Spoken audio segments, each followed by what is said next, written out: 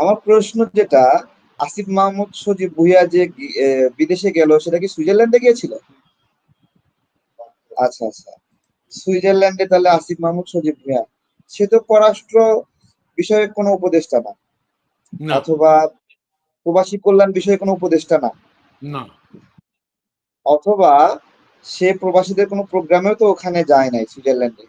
না তাহলে আসিফ মাহমুদ সজীব ভুঁইয়া সুইজারল্যান্ডে কেন গেছে? প্রাকৃতিক দৃশ্য দেখতে গেছে। প্রাকৃতি, আল্লাহ। প্রাকৃতিক দৃশ্য দেখতে গেছে।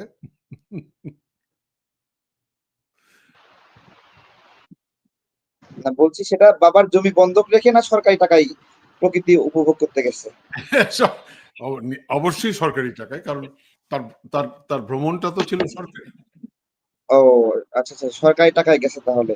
মানে আমি এই প্রশ্নগুলো আজকে কেন করছি, এই যে সুইজারল্যান্ডে মানে আমাদের রাজনীতিবিদরা যখন অনেক টাকা হয়, তখন টাকার চাপ সহ্য না করতে পারে, এই যে অর্থ বিষয়ক যে কাউন্সিলিং করে যারা আন্তর্জাতিক সংগঠন আছে কিছু, যারা এই আপনার হলো রাজনীতিবিদ অথবা এরকম ভাবে ক্ষমতাধরদের টাকা ফান্ড ম্যানেজমেন্টের জন্য করে, আপনার হলো প্রোগ্রাম ডেভেলপ করে, তারা এইভাবেই কাজ করে আসলে।